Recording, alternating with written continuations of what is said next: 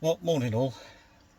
This is a video that I've been dreading making, and it'll probably become evident why. But this video is going to explain why me in particular have chosen to become a full-time motorhomer. Now I'm going to apologise because I'm going to keep looking over that way because I've got some notes on my laptop screen. Otherwise I'm just going to lose my place. So here goes. So 4 years ago today, my brother Craig, who was 48, died of COVID. Now, that's quite bad.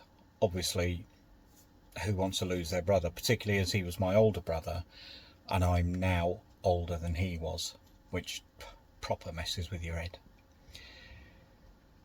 But then 10 days later, I lost my dad to COVID as well. 10 days. Now, I've lost my mum previously 6 years ago. So can you try and imagine what it's like to lose the rest of your close family like that, just 10 days apart?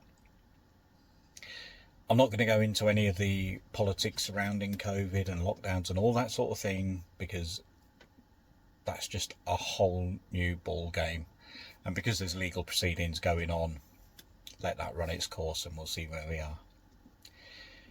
Now, honestly, the worst thing in the world for me, and it's my reality, was receiving that phone call from my dad to tell me that one of his children had died.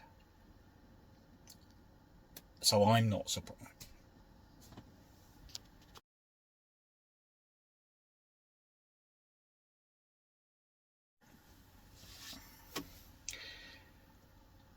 Naturally, as you'd expect, something like that has quite a profound effect on your life.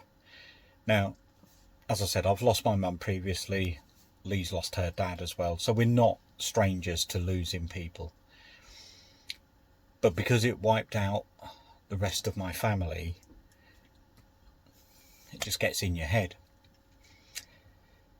But here's the thing. Because I was the sole survivor, we inherited my dad's house. Now, it wasn't a mansion. Don't go thinking that we're multi-millionaires. We're not. So I also got my dad's cars and Craig's car. So after we'd sorted everything out, I gave a couple of the cars away to family and friends and what have you, sorted out credit cards, all that sort of thing. We were able to buy ourselves a little house just outside of Blackpool in a quieter area, and it was quite close to the sea, and we used to lay there at night in bed with the windows open, the waves lapping against the shore. And I suppose that's the positive from what's happened. So this house hadn't been touched since it was built in 1974. So we put a lot of time, effort and money into it, and we got it how we wanted it. And we loved it. For 2.5 years we lived there and we loved it, made great friends, got to walk on the beach every day, even in the pouring rain, and there was plenty of that, obviously being in Britain. So, like I say, 2.5 years down the line, and we were running our own business. We used to make wall display units for tattoo studios and beauty salons and nail bars. But a lot of them closed during COVID because we were all shut down from working, so they weren't allowed to open and lost a lot of money and hence closed. So our business had slowed right down. Then we got the cost of living crisis and electric bills going up, gas bills going up, all that sort of thing. And we chatted about getting a motorhome before, and the idea was we were going to buy one and then go and do our deliveries and, you know, have like a couple of weeks off. But it never came to fruition. So we went out looking at motorhomes after chatting and deciding that, you know, all we're doing is just working every day, and we didn't really have a day off for over 5 years. Anyone who works for themselves will understand that. You just don't get time to yourself. So we went and looked at some motorhomes, and we found what we wanted. Probably one of the first larger motorhomes, because we knew we were going to be living in it full time. We didn't want to get anything too small. It had to be big enough. We didn't want to make the bed up every day, so we made sure that we got one that's got a fixed bed in it. And if you watch the van tour video, you'll get to see what this is like.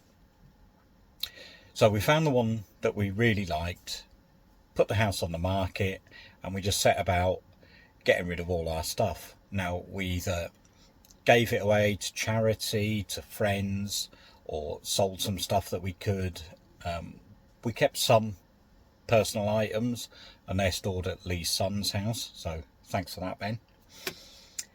And yeah, it took about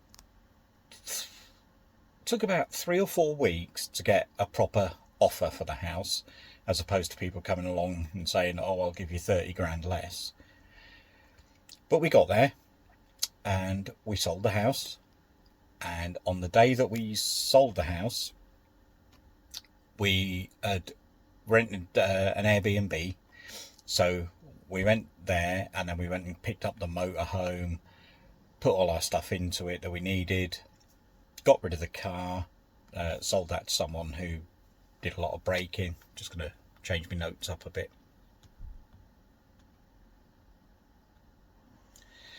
And yeah, so car went, blah blah blah, and then we just set off in the motorhome. That's just over 7 months. 7 months and 4 days or something. So that's where we are now, and it's a great life. We are living the dream. But it doesn't mean it's not hard. It doesn't mean that every day I don't think about how we've come to be in this situation. Because it's not... I would give up everything we've got now. I would go and get a proper naff job, whatever that may be. I'm not going to name them because people will just get triggered. But I would do the naffest job possible if it meant I could get Craig and my dad back. It's that simple. But it's also not possible. So that's why we're doing what we're doing, and we're trying to make the most of a really crappy situation. So we do enjoy it, but it is sometimes pretty melancholy in here, and there are days that I really struggle. But the hardest thing is knowing that I am allowed to be happy. I am allowed to have a smile, a laugh and a joke. But it does take some doing. But we're getting there, you know. Like I say, it's been 7 months. This is our life now. It may not be our life forever.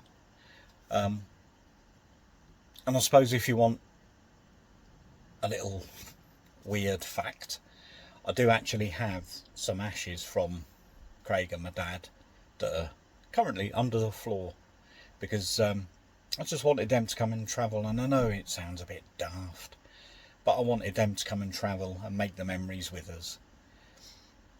So yeah, I guess that's pretty much my story. Now, Lee's going to make a video about her story and how she's come to be here as well. Obviously, we're married, so we share the story, if you like. But I just wanted to let you know what my personal story is and how I feel. And I suppose the really good thing is we are making memories, and it doesn't mean that I just get to be like my mum, who worked all her life, and on the day that she was going to hand her notice in at work to then retire back home in Ireland, she went into hospital and never came out. So, you know, all three of those people going, all three deaths, it really does have a profound effect. And so we know that we're lucky with what position we find ourselves in, no matter what the reason for. And I know I'm repeating myself and I'm rambling on, but yeah, I'm happy, but I'm sad at the same time.